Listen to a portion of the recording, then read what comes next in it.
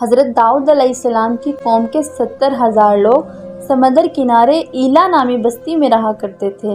ان لوگوں کو اللہ نے ہزاروں نعمتوں سے نوازا تھا، لیکن جب راحت و سکون آیا تو یہ اللہ کی عبادت سے محروم ہو گئے اور اللہ کی مخلوقات پہ ظلم کرنے لگے۔ تو یوں اللہ نے ان کو خبردار کیا کہ ہفتے میں ایک دن، ہفتہ کے دن شکار نہ کیا کرو۔ اتوار سے لے کر جمعہ تک جتنا شکار پکڑنا ہے پکڑ لو، لیکن ایک دن اللہ کی عبادت اور مخلوقات پہ امن کے لیے رکھ دو۔ یوں اللہ نے ان کا امتحان لینا شروع کر دیا۔ وہ اتوار سے لے کے جمعہ تک سمندر میں مچھلیاں پکڑنے لگتے تو مچھلیاں زیادہ مقدار میں ہاتھ نہ آتی، اور ہفتے کے دن سمندر کو دیکھتے تو ان کو بڑی بڑی مچھلیاں نظر آنے لگتی۔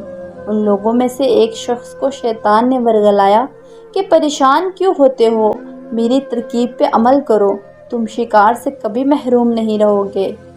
تو بس شیطان کے کہنے پر اس شخص نے ڈوری کو کانٹا لگا کر سمندر میں پھینک دیا تاکہ مچھلیاں پھنسیں، اور شیطان نے کہا کہ ان مچھلیوں کو تم اتوار کے دن نکالنا، اور یوں ہفتے کی حرمت بھی باقی رہے گی اور تمہارا شکار بھی ہو جائے گا۔ بس شیطان کی بتائی ہوئی ترکیب پہ ہفتے کے دن مچھلیاں پھنسی رہیں اور وہ اتوار کے دن نکالتا اور خوشی سے کھاتا۔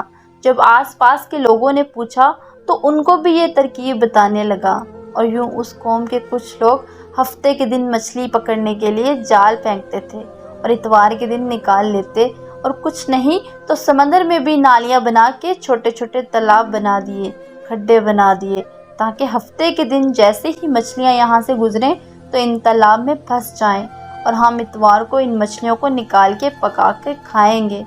اس گاؤں میں کچھ اللہ کے خاص بندے بھی موجود تھے جو کہنے لگے، اے لوگو، اللہ نے ہفتے کے دن شکار سے منع فرمایا ہے۔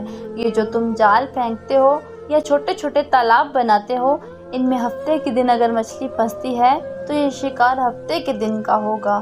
اللہ کے عذاب سے ڈرو، اللہ کی نافرمانی نہ کرو۔ وہ لوگ ان لوگوں کا مذاق اڑانے لگے کہ ہماری جو مرضی ہوگی ہم وہ کریں گے۔ اب اس بستی میں 3 گروہ بن گئے۔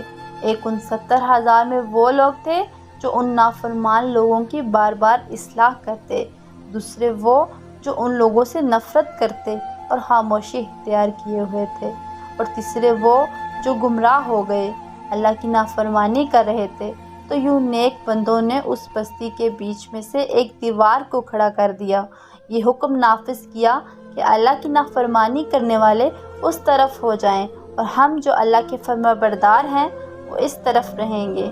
وہ سالے لوگ بار بار ان سے کہتے رہے، اے لوگو، اللہ سے ڈرو اور قوم لوط کا جو حشر ہوا ہے اس کو یاد کرو، اللہ کی نافرمانی نہ کرو ورنہ تم پہ بھی کوئی عذاب آئے گا۔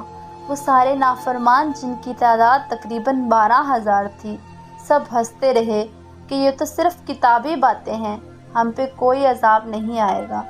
بس جیسے ہی وہ گروہ 2 حصوں میں تقسیم ہو گیا، ایک وہ جو اللہ کے فرما بردار بندے دیوار کے اس طرف تھے، اور دوسرے وہ جو نافرمان بندے دیوار کے اس طرف تھے۔ وہ نافرمان پوری رات ہنستے رہے، مذاق اڑاتے رہے، اور وہ اللہ کے خاص بندے دیوار کے اس طرف اللہ سے معافی مانگنے لگے کہ بس جیسے ہی صبح ہوئی وہ نیک سالے لوگ اٹھے، انہوں نے محسوس کیا کہ دیوار کے اس طرف سے کسی انسان کی آواز نہیں آ رہی۔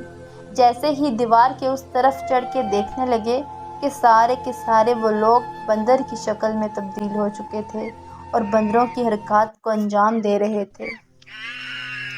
وہ جو سالے لوگ دیوار سے ان بندروں کو دیکھنے لگے، ان سالے لوگوں میں سے جو ان کے رشتہ دار تھے، انہوں نے ان بندروں کے کپڑوں سے اپنے اپنے رشتہ داروں کو پہچانا اور چیخ کے رونے لگے، اللہ سے معافی مانگنے لگے۔ لیکن اللہ کا عذاب جب آتا ہے تو وہ ہو کے رہتا ہے۔ وہ 12,000 لوگ جو بندر بن چکے تھے، وہ کچھ بھی کھا پی نہیں سک رہے تھے، اور یوں 3 دن بعد وہ اس عذاب میں آ کر فنا ہو گئے۔ بے شک اللہ ان بندوں کو پسند نہیں کرتا جو اللہ کی نافرمانی کرتے ہیں۔ اے اللہ، ہم سب کو اپنا فرما بردار بندہ بنا، ہم کو ویسا بنا جیسا تو ہمیں دیکھنا چاہتا ہے۔ آمین ثم آمین۔